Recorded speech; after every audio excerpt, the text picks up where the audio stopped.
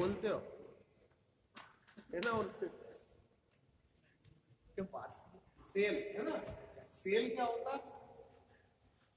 रासायनिक ऊर्जा को विद्युत ऊर्जा में परिवर्तन करने वाली युक्ति सेल कहलाती है ना? उसके अंदर रासायनिक क्रिया होती है जिसके फलस्वरूप विद्युत ऊर्जा उत्पन्न होती है, उसे अपन क्या कहते हैं? सेल, है ना? सेल दो प्रकार के होते हैं, एक तो हो गया प्राथमिक सेल, प्राथमिक प्राइमरी सेल, क्या उसको बोलते हैं? Primary cell. और दूसरा होता है द्वितीयक सेल,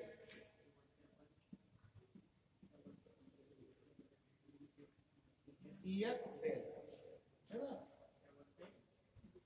द्वितीयक secondary cell, ACCONDARY,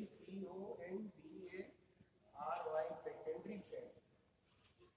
primary cell जो होते हैं, प्राइमरी सेल का एक बार उपयोग करने के पश्चात दोबारा उपयोग नहीं किया जाता। जैसे अपने टॉर्च वाले सेल देखते हैं या घड़ी वाले, एक बार खत्म हुआ फिर उसको फेंकना ही पड़ता है, मतलब उसको दोबारा से उपयोग में नहीं लाया जा सकता, है ना?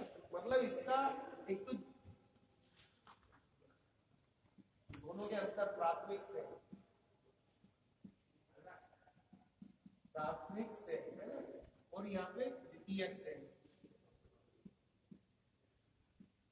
प्राथमिक सेल जो होता है उसका एक बार उपयोग होने के पश्चात दोबारा उपयोग नहीं हो सकता, और द्वितीयक सेल जो है एक बार खत्म होने के बाद उसे पुनः चार्ज किया जा सकता है। जैसे कि कैमरे में डालते हैं, है ना, निकल आयरन, निकल क्रोम सेल, या अपनी बैटरी कार और ट्रैक्टर वाली, है ना, उसको अपन क्या डिस्चार्ज होने के बाद फिर से चार्ज कर लो, फिर से चलने लगती, तो वो क्या कहलाती? Secondary cell. और ये होते हैं एक बार उपयोग करा उसको फेंक दिया जाता है ना? इसका जीवन काल कम होता है, इसका जीवन काल बहुत लंबा होता है। बार बार चार्ज करते रहो, चलाते रहो, जब तक कि इसकी क्षमता कम होती है, इसकी क्षमता अधिक होती है ना? ये पर्यावरण को नुकसान कम पहुंचाते हैं, द्वितीयक सेल पर्यावरण को नुकसान ज्यादा पहुंचाते हैं, क्योंकि उसके अंदर केमिकल का उपयोग किया जाता है बार बार, है ना? तो ये दो अंतर है, ये अंतर है प्राथमिक सेल और सेकेंडरी सेल में, ठीक? अब ये विभिन्न प्रकार के प्राथमिक सेल होते हैं, जैसे कि वोल्टेक सेल, लेकलांची सेल, ये इनके अंदर होने वाली रासायनिक क्रियाओं के आधार पे अलग अलग तरह के होते हैं, है ना? और द्वितीयक सेल जैसे लेड एसिड सेल, अपनी जो बैटरी होती है वो लेड एसिड सेल होती है, और फोटोग्राफर जिन सेलों का उपयोग करता है छोटे छोटे, वो भी चार्ज हो जाते हैं, है ना? तो वो सेकेंडरी सेल होते हैं, निकल आयरन सेल, है ना? अब है इन सेलों का समूहन। सेल क्या हुआ?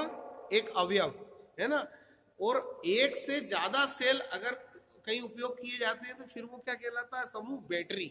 बैटरी और सेल में अंतर यही है कि सेल एक सिंगल चीज है, मतलब सेल अगर अपन कहीं एक सेल यूज कर रहे हैं मान लो घड़ी में, तो वो सेल है, और एक से अधिक सेल अगर कहीं यूज कर रहे हैं तो वो फिर बैटरी बन जाती है। ये बैटरी और सेल का मुख्य अंतर है। तो टॉर्च को भी बैटरी कहते हैं गांव में, है ना, क्योंकि उसमें बहुत सारे सेल डाल देते हैं अपन, है ना? और सेल अगर सिंगल यूज हो रहा है तो वो सेल है ना? तो अब है सेलों का समूहन। सेलों का समूहन क्यों करते हैं भाई? एक सेल से काम क्यों नहीं चलता? ज्यादा सेलों की क्यों आवश्यकता पड़ती है? एक सेल जो होता है वो अपना 1.5 वोल्ट डीसी सप्लाई करता है, ठीक? इस वोल्टेज के ऊपर जो उपकरण काम करते हैं वहां तो अपन सेल का उपयोग कर लेंगे, लेकिन मान लो कहीं अपन को 3 वोल्ट डीसी का कोई उपकरण चलाना है तो ये सेल उसको चलाने में सक्षम नहीं है। फिर अपन क्या करेंगे? दो सेल का समूह करेंगे। अगर सेलों को श्रेणी क्रम में जोड़ा जाए, क्या ये इसका धन सिरा, ये इसका ऋण सिरा, ये इसका धन सिरा, ये इसका ऋण सिरा, ये धन सिरा और ये ऋण सिरा, तो ये कहलाता है श्रेणी क्रम। क्या ये हुआ सेलों का श्रेणी क्रम। तो ये 3 सेल लगे मतलब 1.5 वोल्ट के 3, ठीक। तो इनका टोटल वोल्टेज यहाँ पे कितना मिलेगा आपको? 4.5 वोल्ट। मतलब इसका EN बराबर E1, इसको अपन E1 नाम दे दें, इसको E2, इसको E3, तो E1 plus E2 plus E3। मतलब जितने अधिक अपन को वोल्टेज चाहिए उतने सेलों का अपन श्रेणी क्रम में समूहन कर लो, अपने को उपयुक्त वोल्टेज मिल जाता है। ये सेलों का श्रेणी क्रम में समूहन। दूसरा होता है सेलों का समानांतर क्रम में जोड़ना। समानांतर क्रम में क्या होता है?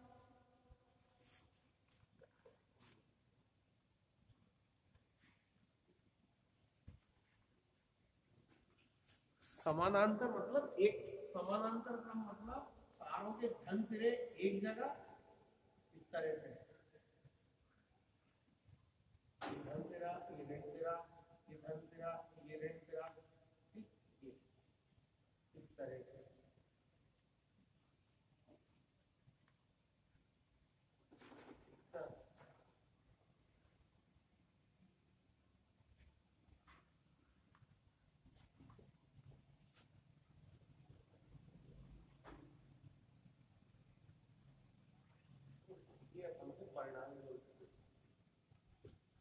समानांतर क्रम में अपन सेलों को क्यों जोड़ते हैं?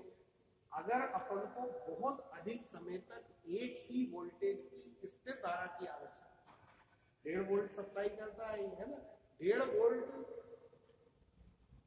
अगर अपन एक सेल को लगाएंगे, ठीक, तो वो एक सेल कम अवधि तक चलेगा।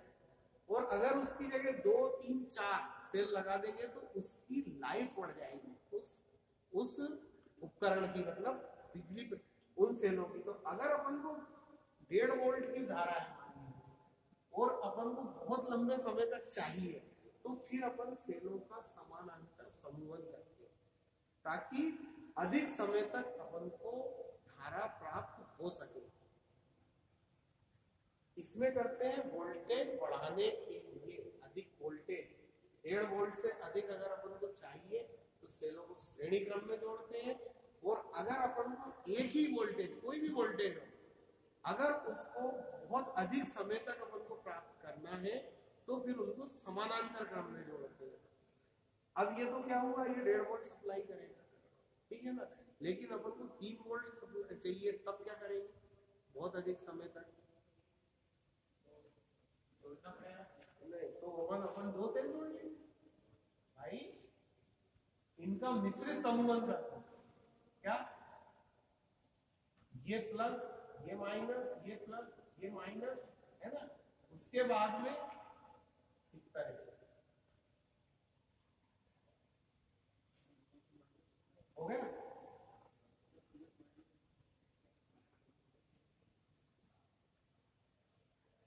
अब ये 2 सेल मिलकर कितनी धारा दे रहे हैं आपको? 1.5 3। ऐसे ये 3 दे रहा है, ये 3 दे रहा है, मतलब 3 एम्पीयर, 3 वोल्टेज की धारा अपन को अधिक समय तक प्राप्त हो जाएगी। तो ये समूहन क्या कहलाता है? मिश्रित समूहन। इसमें श्रेणी क्रम भी है, समानांतर क्रम भी है। क्लियर? तो कह रहे थे सेल का मतलब वो होता है कोशिका, तो बायोलॉजी में होता है। अपना सेल तो यही है, बिजली वाला, है ना।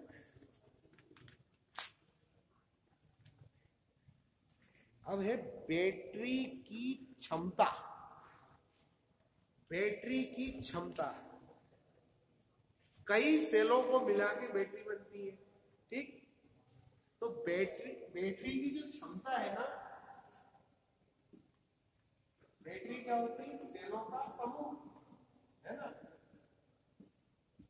सेलों का समूह बैटरी है। बहुत सारे सेल मिलकर एक बैटरी का निर्माण करते हैं। अब बैटरी की क्षमता क्या होती है? बैटरी की क्षमता जो होती है वो एक मोबाइल की बैटरी की क्षमता मालूम है आपको क्या होती है? एमएच क्या होता है?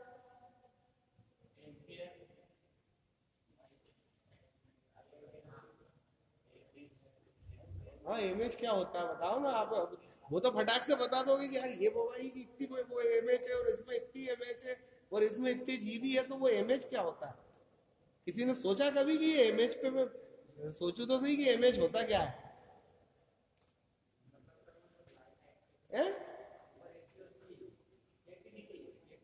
हाँ तो मतलब वो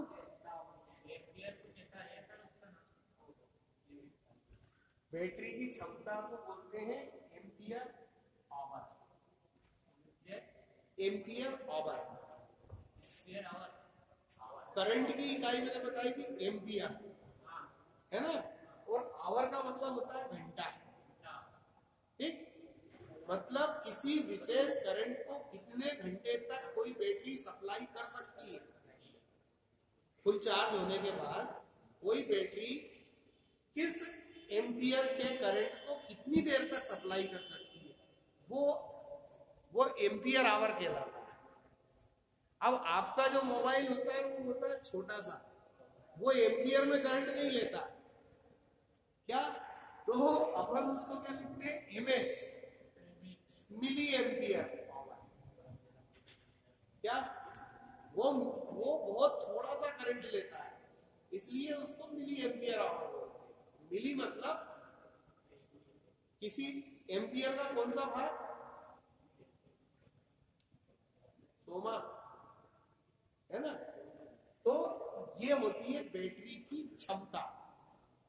जितना अधिक एम्पियर, जितने अधिक घंटे तक वो सप्लाई कर सकती है, वो उसकी क्षमता हो गई।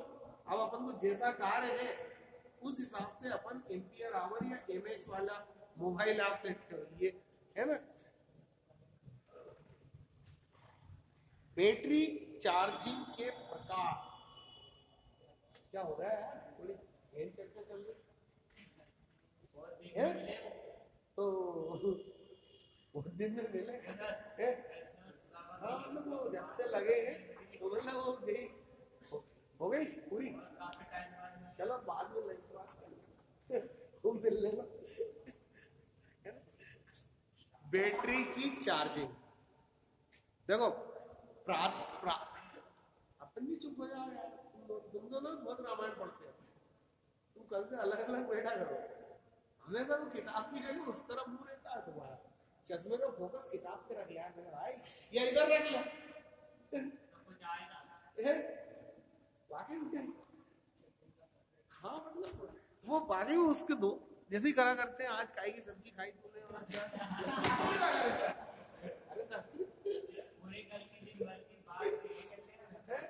ये चुनावी चर्चा कर रहा हूँ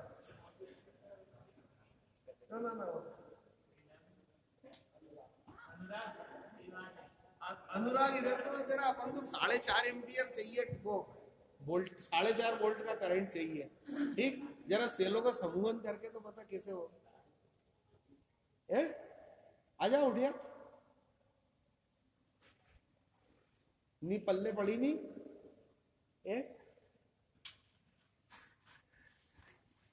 जमीन कह रहा कि इधर थोड़ा सा देख ले तो कुछ। अब क्या है, सेल तो हो गया एक फिंगर, है ना। और प्राथमिक सेल जो होता है वो चार्जेबल नहीं होता, एक बार उपयोग करो फेंक दो। लेकिन बैटरी जो होती है वो बार बार उपयोग की जाती है। एक बार उसकी डिस्चार्ज हो गई तो दोबारा उसको चार्ज किया जाता है। तो बैटरी को चार्ज कैसे किया जाता है? बैटरी चार्जिंग का बेसिक प्रिंसिपल,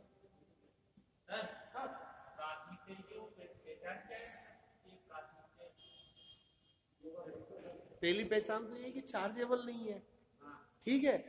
और प्राथमिक सेल जो शुष्क सेल बाजार में मिलता ना, वो घड़ी वाला भी वही है, टॉर्च में डाल लेते हैं, वो शुष्क सेल, वो प्राथमिक सेल है। और द्वितीयक सेल जो होते हैं ना, वो शुष्क सेल जैसे होते हैं, कैमरे में लगते हैं, है ना। Nickel nickel lead nickel chrome cell होते हैं, वो बार बार चार्ज हो जाते हैं। मतलब उनके अंदर जो केमिकल क्रिया एक बार, जैसे इसमें क्या होता है प्राथमिक सेल में जो केमिकल भरे रहते हैं वो एक बार क्रिया करके बिजली बनाते हैं, और बिजली बनाने के बाद रासायनिक क्रिया के फलस्वरूप उसमें जो दूसरे यौगिक बनते हैं उनको दोबारा उपयोग नहीं किया जा सकता। जैसे कि ये प्लास्टिक होता है ना, टूट जाता है तो कबाड़े वाला ले जाता है, गला के फिर दूसरी चीज बना लेता है ना। और एक प्लास्टिक आपने कौन सा देखा होगा, बिजली की स्विच वाला बेकेलाइट, वो क्या होता है एक बार बन गया फिर उसको गलाया नहीं जा सकता। ऐसे ही इस सेल के अंदर जो रासायनिक कंपाउंड बना रासायनिक क्रिया के फलस्वरूप, वो फिर दोबारा से उपयोग में नहीं आता, इसलिए उसको फेंकना पड़ता है। लेकिन जो द्वितीय सेल होते हैं इनके अंदर जो मतलब रसायन भरे जाते हैं या इलेक्ट्रोलाइट भरा जाता है, वो एक बार चार्ज होने के बाद पुनः आवेशित हो जाता है, बार बार चार्ज होता है। कैसे? बैटरी। तो बैटरी में चार्जिंग होता है। तो चार्जिंग का जो बेसिक प्रिंसिपल है, सबसे पहली चीज तो सेल या बैटरी कौन सी धारा उत्पन्न करते हैं? दो तरह की धारा होती है ना, एक तो होती एसी धारा, एक डीसी धारा। तो सबसे पहली चीज तो ये सेल हो या बैटरी है ना, सेल हो या बैटरी ये डीसी धारा उत्पन्न करते हैं। क्या अपनी ये डीसी धारा उत्पन्न करते हैं, लिहाजा इनको चार्ज करने के लिए भी डीसी चाहिए। मतलब किसी भी जो जिससे उत्पन्न होता है वही धारा उसको चार्ज करने के लिए चाहिए। तो चार्ज करने के लिए अपने पास क्या ये धारा रहती है, ये कौन सी धारा है? ये डीसी है, ये जो एसी है ना। अब अपन को डीसी चाहिए तो क्या करेंगे? अगर अपने पास डीसी उपलब्ध हो, क्या जैसे मान लीजिए कोई बैटरी 12 वोल्ट डीसी की बैटरी, ठीक, 12 वोल्ट डीसी मतलब कितने सेल लगे इसमें? अरे इसमें 1.5 का भाग दे दो यार, कितने?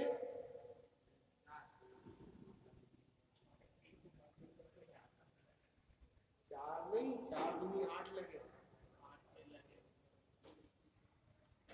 आज ना 1.5 का दोबारा में कितना नहीं मालूम? अरे ये दशमलव की 12 है, 1.5 का भाग देंगे तो दशमलव की 0 बढ़ गई। वो 15 का पहाड़ा पाता है किसी को?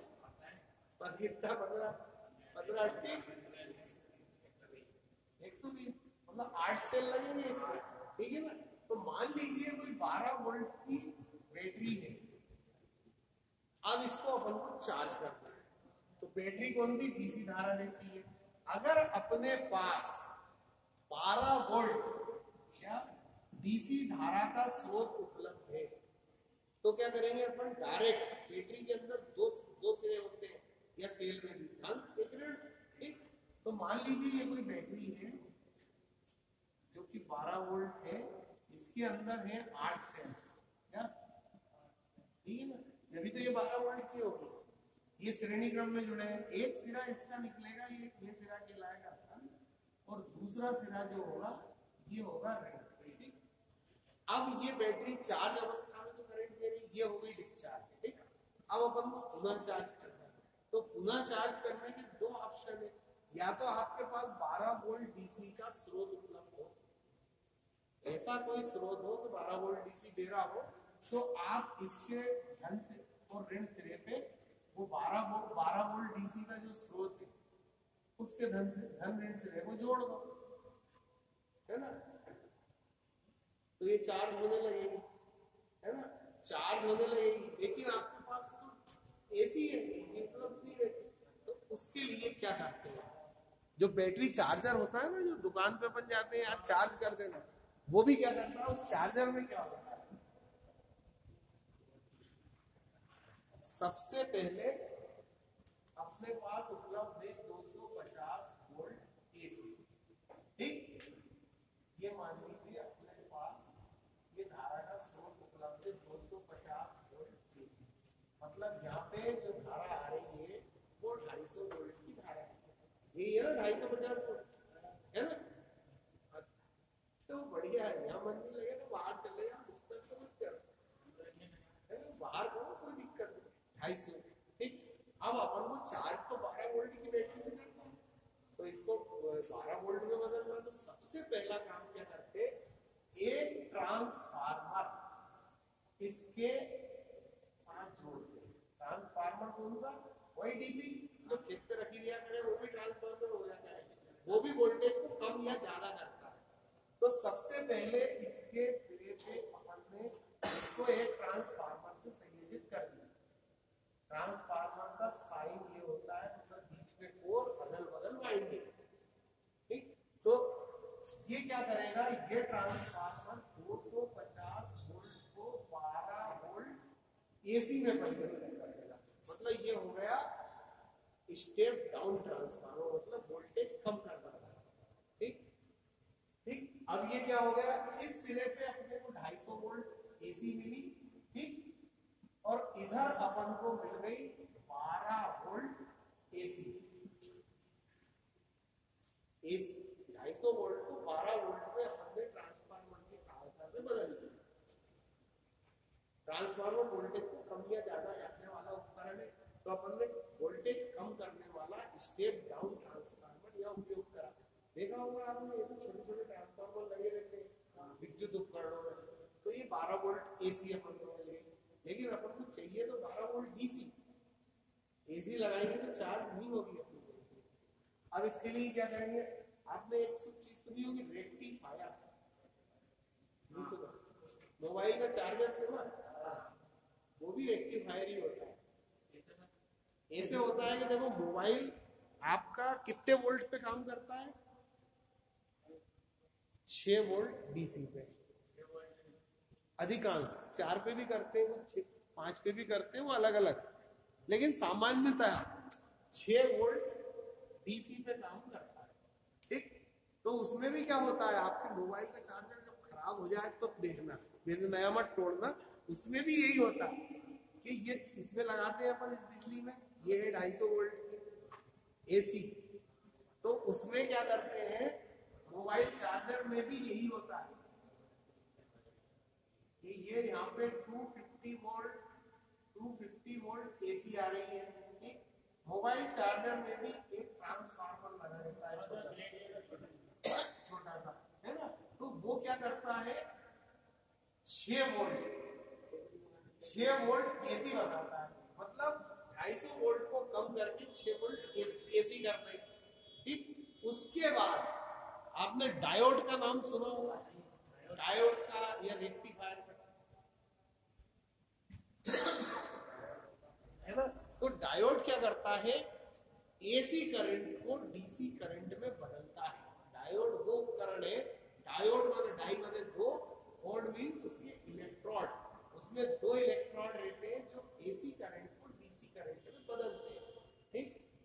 तो उस डायोड एसी करंट को डीसी करंट धारा में बदलने की क्रिया को रेक्टिफिकेशन कहते हैं। रेक्टिफिकेशन मतलब परिवर्तित करना किसी चीज को, तो वो क्या डायोड ये लगाते हैं इस तरह से।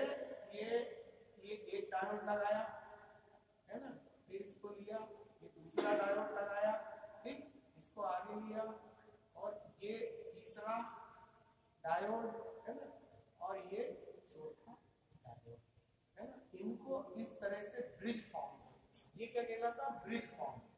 ब्रिज मतलब ऐसे चौकोर, इस तरह से ये 2 इसके सिरे 2 इसके सिरे, इनको आपस में इस तरह से जोड़ दिया, ठीक। इसको जोड़ने के बाद एक सिरा तो इसका ये बचा खाली, इन जोड़ों पे तो एसी आ रही है ना, इन जोड़ों पे तो एसी आ रही है 6 वोल्ट एसी। अब बचे ये 2 ज्वाइंट है ना, तो इन 2 ज्वाइंट से 6 वोल्ट डीसी निकल रही है।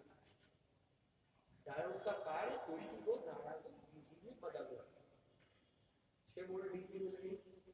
अब ये 6 वोल्ट डीसी भी प्योर डीसी नहीं होती, तो इसके लिए आपने कंडेंसर या कैपेसिटर नाम कंडेंसर भी लगा रहता है छोटा, वो कंडेंसर को इसके साथ इसके बीच में जोड़ दिया जाता है। ये कंडेंसर का संकेत है, ठीक। तो ये क्या करता है, इसके अंदर अगर कुछ मात्रा में एसी के पल्सेस है, कुछ अशुद्धि है, तो वो इसको साफ कर देता है। मतलब इसे कहते हैं फिल्टर सर्किट। फिल्टर का काम करता है, जैसे पानी छानते हैं ना, उसी तरह से ये डीसी धारा को छान के प्योर डीसी प्रोवाइड करता है। तो यहाँ पे इस सिरे पे अपने को 6 वोल्ट डीसी मिल जाती है। मतलब चार्जर का ये पिन है और ये उसका वो वाला पिन जो मोबाइल में बजता है, ठीक। यह 6 वोल्ट डीसी मिल गई, हो गया मोबाइल चार्ज। तो ये डब्बे में बंद रहता है, ये आपका चार्जर है, तो ये रेक्टिफायर कहलाता है। इसी तरह अपन को अब 12 वोल्ट की बैटरी को चार्ज करना है, तो क्या करेंगे, 12 वोल्ट डीसी चाहिए, तो 250 वोल्ट अपने पास है उपलब्ध, है ना, बिल्कुल है ना। 2 तार, एक फेज का एक न्यूट्रल का, है क्या नहीं। तो इन 2 तारों की विद्युत को एक स्टेप डाउन, मतलब स्टेप डाउन ट्रांसफार्मर इसमें डाला। तो ये ट्रांसफार्मर है 250 वोल्ट टू 6 वोल्ट, 12 वोल्ट है ना। मतलब ये ट्रांसफार्मर 250 वोल्ट को, इसकी वाइंडिंग इस तरह की होती है, लपेटे जो होते हैं उसके अंदर ट्रांसफार्मर वो इस तरह के होते हैं कि 250 वोल्ट को 12 वोल्ट में कन्वर्ट करते हैं। तो अपन को इस सिरे पे मिली 12 वोल्ट डीसी, अब अपन को इसे डीसी में बदलना है, ठीक। ये तो एसी मिली है ना। तो इसके लिए फिर अपन उन्हीं डायोड का उपयोग करेंगे, है ना भाई। यह 6 वोल्ट को कन्वर्ट करना था, इसकी कम क्षमता के डायोड है, और यहाँ पे अपन को 12 वोल्ट में करना है, तो उससे ज्यादा क्षमता के डायोड लगा दिए, ठीक। तो डायोडों को अपन उसी तरह से लगाएंगे ब्रिज फॉर्म में, इस तरह से।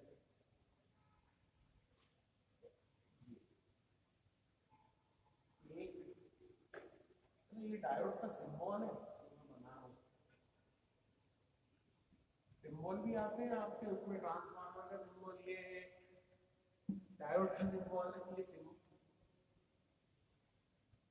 ये डायोड्स लगा दिए, ठीक। और ये इसके अंदर 12 वोल्ट एसी अपन ने प्रोवाइड कर दी, ठीक। तो इसके ये 2 सिरे हैं,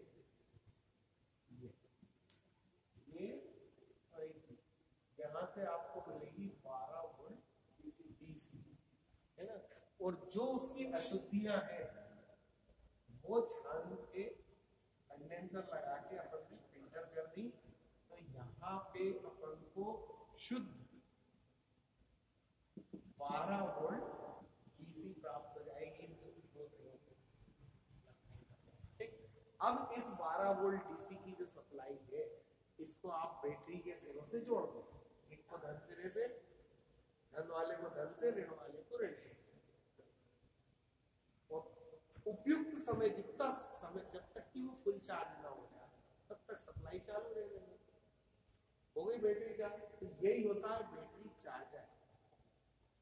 छोटे रूप में आपको मोबाइल में भी है, आपके हाथों में है जो, और जो बड़ी बैटरियों को करता है उसमें बड़े चार्जर रहते हैं, उसमें बड़ा ट्रांसफार्मर रहता है क्योंकि ज्यादा वोल्ट सप्लाई करना पड़ता है, ज्यादा क्षमता का रहता है, बड़े डायोड, बड़ा कैपेसिटर।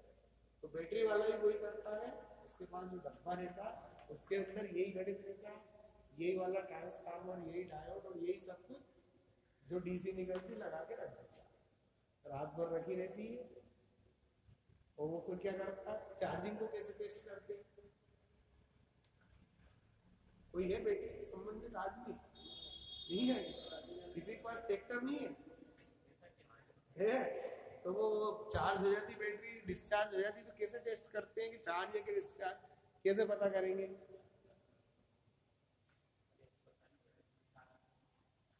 कैसे ट्रैक्टर चलाते हैं तो डिस्चार्ज तो होती होगी बैटरी और चार्ज भी करवाते हैं, तो ये कैसे पता चलता है कि बैटरी चार्ज के डिस्चार्ज है काहे के पानी वो तो डलता है, वो तो सही है। तो पानी से कैसे पता चलता? लाल लट्टू नहीं, बैटरी जो होती है ना उसका सामान्य डिस्चार्ज और चार्ज टेस्ट करने का तरीका बताओ। वो क्या करते हैं जो सब जानते हैं, ये प्लस तो ये माइनस, एक तार लेते हैं, इससे और इससे टच करते हैं। अगर वो खूब जोर से चटाक आवाज करती है तो चार्ज है, और धीरे से पिटते करते हैं यार डिस्चार्ज हो गई यार, चार्ज करवा के। यही तरीका है सिंपल। पानी तो वो अलग बात है कि अगर उसके अंदर इलेक्ट्रोलाइट का लेवल कम है, क्या है कि जब बैटरी कार्य करती है तो उसके अंदर का वो इलेक्ट्रोलाइट कम हो जाता है, ठीक है ना। तो उसके लेवल को बराबर करने के लिए अपन उसमें इलेक्ट्रोलाइट डालते हैं।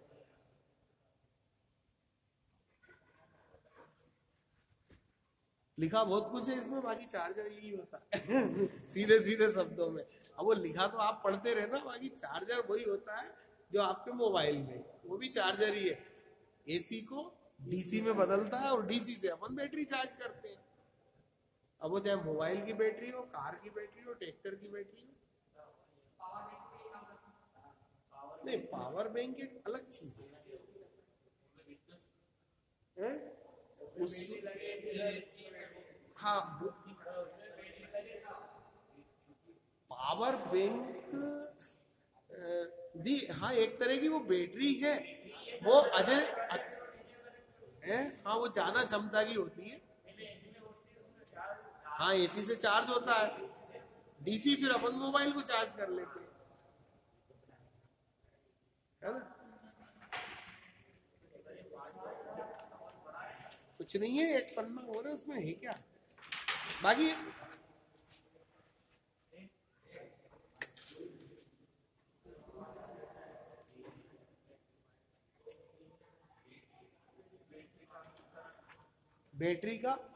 बैटरी चार्ज की अवस्थाएं, ठीक। बैटरी चार्ज की अवस्थाएं मतलब पूर्ण चार्ज अवस्था। इस अवस्था में बैटरी का विद्युत वाहक बल 2.2 वोल्ट प्रति सेल होता है। मतलब ये जो बैटरी होती है कई तरह सेलों से मिलकर बनी है ना। तो इसके सेल टू सेल मतलब एक सेल का वोल्टेज 2.2 वोल्ट है, मतलब बैटरी फुल चार्ज है।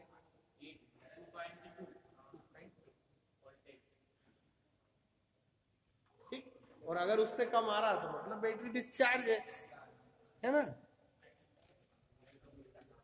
अब एक है हाइड्रोमीटर। एक उपकरण होता है बैटरी में, हाइड्रोमीटर। ये तो हो गया चार्जर, चार्जिंग वाली बात खत्म। अब वो पानी का जो कह रहे थे, है ना, लाल लट्टू जो चलता है तुम्हारी बैटरी में, राजपाल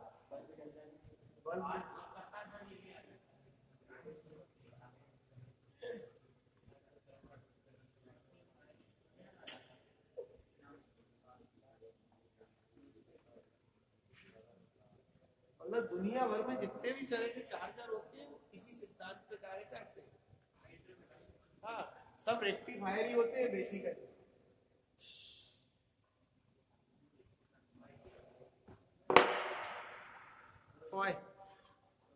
बनाना सर्किट बनाना मोबाइल के चार्जर का, नहीं मालूम? बनाना आ जाओ यार, बना दो, एक बार बना दो यार, शर्मा मत यार। तो शर्माना क्या, उसमें बना के दिखाओ, सर्किट आएगा। मैं समझू से कि तुम्हें समझ में आ गया कि नहीं आया।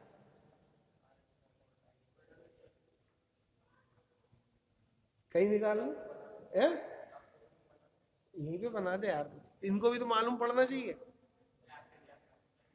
है।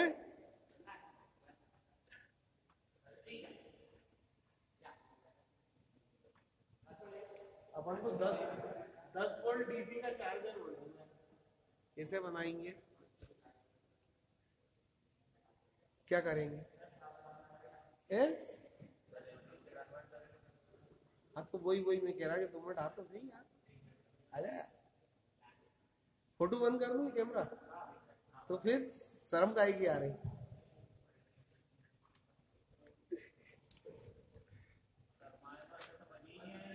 हाँ यार,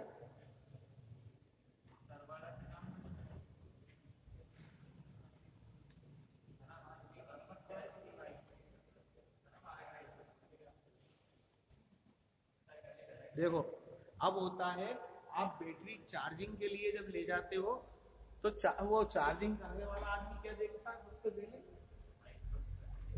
है नहीं, सबसे पहले तो वो यही देखेगा कि चार्ज अवस्था में डिस्चार्ज, एक तार के टुकड़े से उसके दोनों टर्मिनल को टच करेगा, है ना, पहली चीज तो वो। दूसरा वो क्या करेगा, उसके सेलों को खोलेगा, जो फेंट जो ढक्कन है ना, है ना, तो वो बैटरी के ये दो टर्मिनल होते हैं, प्लस माइनस, है ना, प्लस बीच बीच में ये सेल रहते हैं, इन सेलों के ऊपर ये ढक्कन लगे रहते हैं, लगे रहते हैं ना, इस तरह से।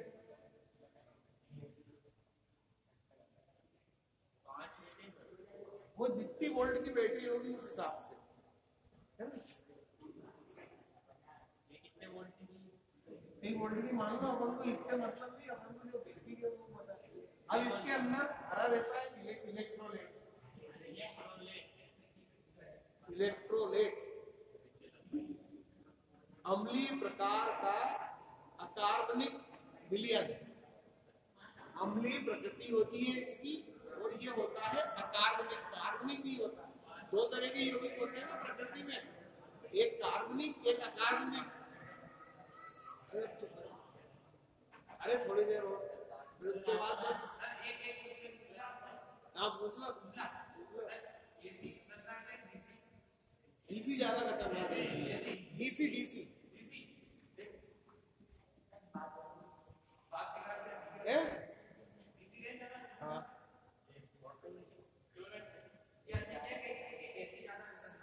एसी क्या रहता है, एसी धारा एक बार पॉजिटिव दिशा में चलती है, दूसरी बार वो विपरीत दिशा में चलती है, ठीक, नेगेटिव दिशा में। मतलब ये जो लाइट दिख रही है अपन को दिख रही है कि एक समान आ रही है, लेकिन ये 1 सेकंड में 50 बार, है ना, तो ये क्या रहता है, अगर अपन ने इसको पकड़ लिया तो इसमें एक ऐसा गैप मिलता है जब इसमें करंट नहीं रहता।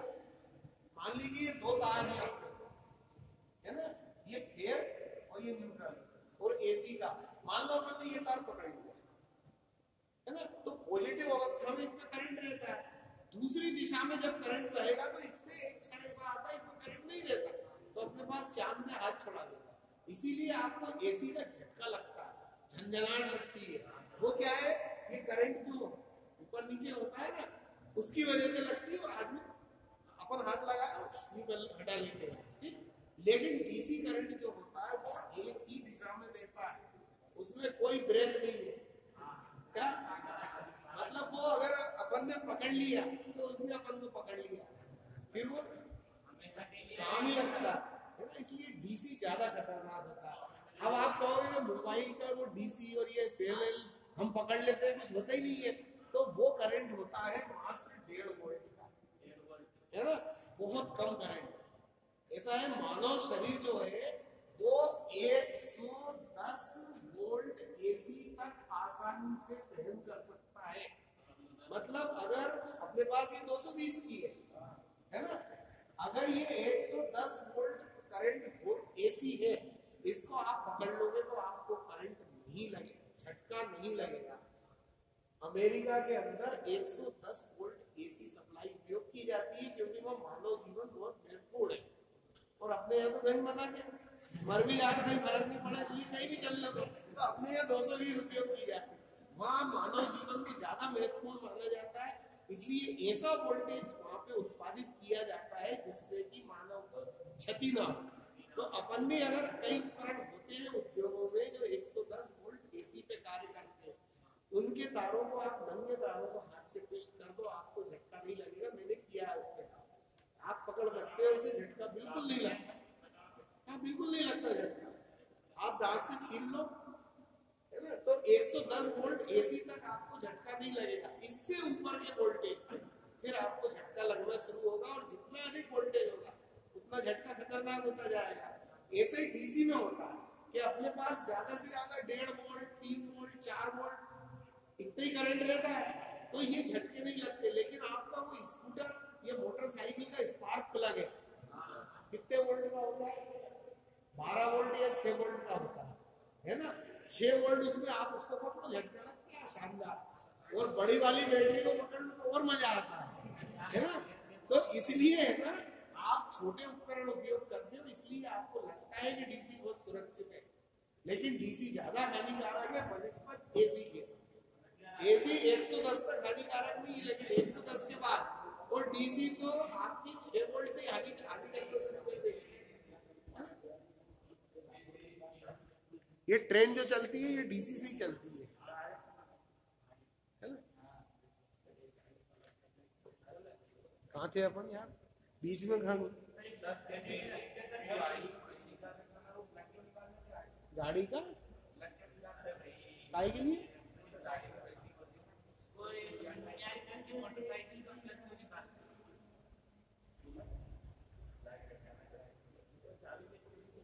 प्लग मतलब प्लग का क्या कार्य रहता है यूं तो? हाँ,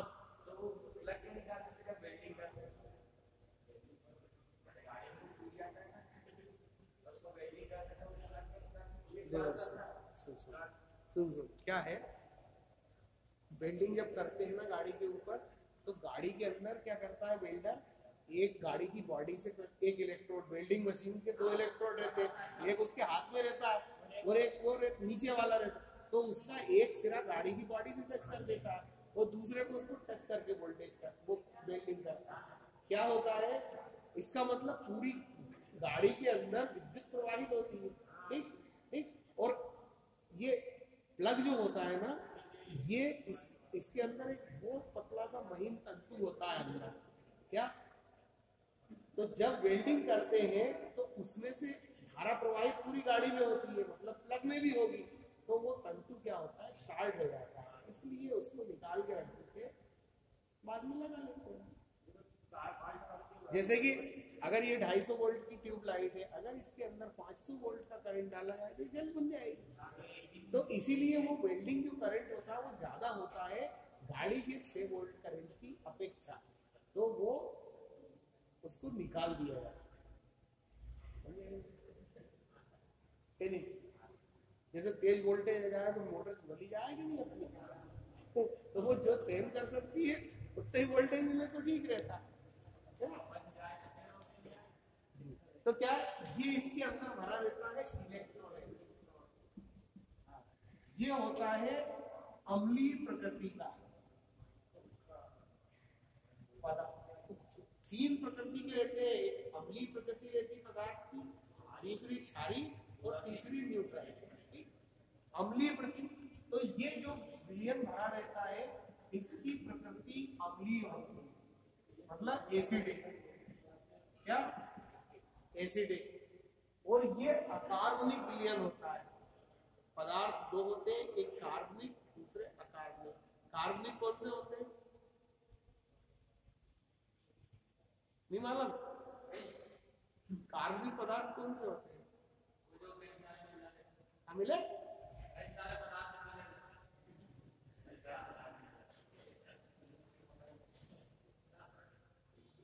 पौधों और जीव जंतुओं से प्राप्त जो यौगिक होते हैं ना, वो अकार्बनिक होते हैं, वो कार्बनिक होते हैं। ठीक। और जो प्रयोगशालाओं में रसायनों द्वारा बनाए जाते हैं वो अकार्बनिक रहते हैं। जैसे कार्बनिक यौगिक अकार्बनिक यौगिक सुना, खाद अपन डालते हैं खेत में, यूरिया जो होता है वो कौन सा? अकार्बनिक है। और कार्बनिक कौन सा है? जो अपन खेत में पत्ती वत्ती सड़ा के वो बनाते हैं ना, गोबर का खाद, वो कार्बनिक है, क्योंकि वो पशुओं के मतलब गोबर पत्ती इनको सड़ा के बनाया जाता है। तो ये जो विलयन है ये अकार्बनिक प्रकृति का रहता है। तो पता है अकार्बनिक और कार्बनिक 2 तरह के यौगिक होते हैं। पढ़ा होगा आपने, लेकिन भूल चुके हैं अपन, नहीं पढ़ा ही नहीं है मतलब। तो इसके अंदर विलयन भरा रहता है। ठीक। जब बैटरी कार्य करती है ना, तो कार्य करने के दौरान ये विलयन का घनत्व बदल जाता है। क्या ये विलयन मतलब का घनत्व बदल जाता है। घनत्व समझते हो, डेंसिटी है ना, मतलब इस विलयन का घनत्व बदल जाता है। मतलब ये विलयन कुछ इसमें ये घोल है, इसमें पानी का अंश है, इसलिए कुछ तो उड़ जाएगा है ना, और बाकी का जो इसमें अम्लीय जो है हिस्सा वो हो जाएगा सांद्रित, गाढ़ा, है ना। तो इसके लिए एक उपकरण होता है हाइड्रोमीटर, बैटरी वाला रखता है इस तरह का एक उपकरण, आपने देखा होगा। ये ऐसी लोहे की कांच की नली रहती है पतली, है ना, उसके ऊपर इस तरह से प्लास्टिक का एक फुग्गा लगा रहता है ना, उसके अंदर एक तैरने वाला फ्लोट आइटम रहता है, तैरने वाला आइटम, है ना। तो वो इसको इसके सेल को खोलते हैं, खोलने के बाद इसमें से लिक्विड को ऊपर खींचते हैं और उसका घनत्व देखते हैं कि इसका घनत्व तो नहीं बढ़ गया। तो घनत्व कैसे पहचानेंगे? ये जो तैरने वाला हिस्सा इसके अंदर होता है वो अगर उसके अंदर डूब रहा है तो उसका घनत्व कम है, और अगर वो ऊपर रह रहा है मतलब वो सांद्रित हो चुका है ये अपना विलयन, तो फिर इसके अंदर अपन खोल के इसके अंदर डिस्टिल वाटर डालते हैं क्या, और इसका जितने लेवल तक भरना है ये भर के और उसके बाद में बैटरी को चार्ज अवस्था में लगाते हैं। ठीक,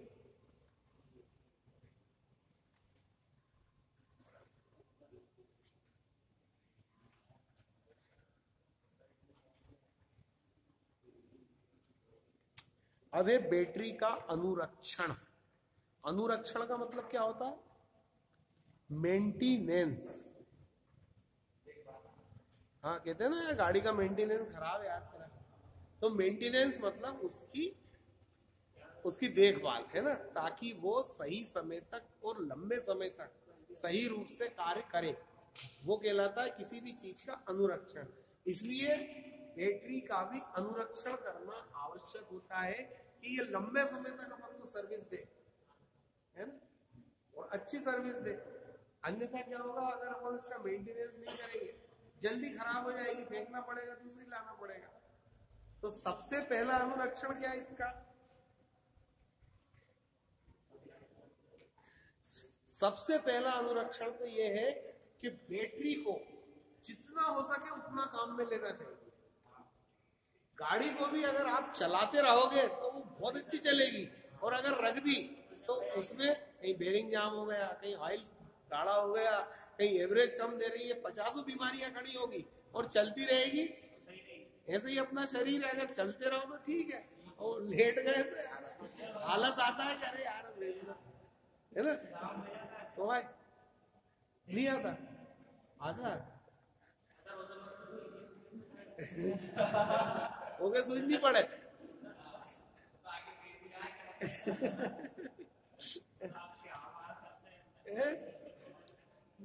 तो सबसे पहली चीज कि बैटरी को जितना ज्यादा हो उतना काम में लेना चाहिए। इसीलिए खड़े हुए वाहन जो होते हैं ना, उनको अगर लंबे समय तक खड़ा करना, ट्रैक्टर भी आप खड़ा करते होगे तो उसको बीच बीच में बरसात में स्टार्ट करके देखते हो, क्यों? इसलिए ये बैटरी जिंदा रहे, ये चार्ज बनी रहे। ठीक, दूसरी चीज और क्या करते हैं अपन बैटरी के उसमें,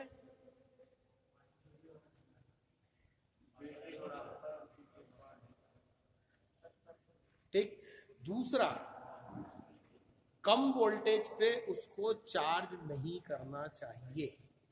12 वोल्ट की है तो उसे प्रॉपर 12 वोल्ट की चार्जिंग दो, मतलब उसे पूरी खुराक मिलेगी तभी तो वो चार्ज होगी पड़ता है, और नहीं तो फिर वो मजा नहीं आता, है ना। तो जैसे किसी भैया को भूख लग रही थी तो उसे दिखा गया था टिफिन सेंटर तो है ना। तीसरी, बैटरी को क्या कहते हैं, सप्ताह में एक बार अवश्य चार्ज करना चाहिए।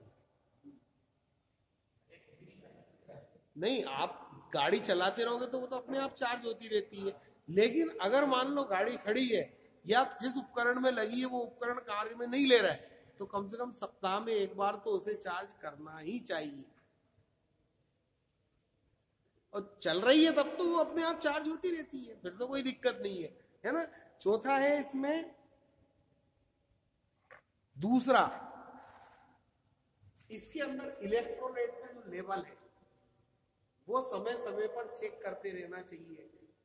क्या होता है, जब बैटरी कार्य करती है तो ये गर्म होती है, इसके अंदर का जो इलेक्ट्रोलाइट है वो गर्म होने से इसके अंदर जो पानी की मौजूदगी है वो उड़ जाती है, तो इसका लेवल कम हो जाता है।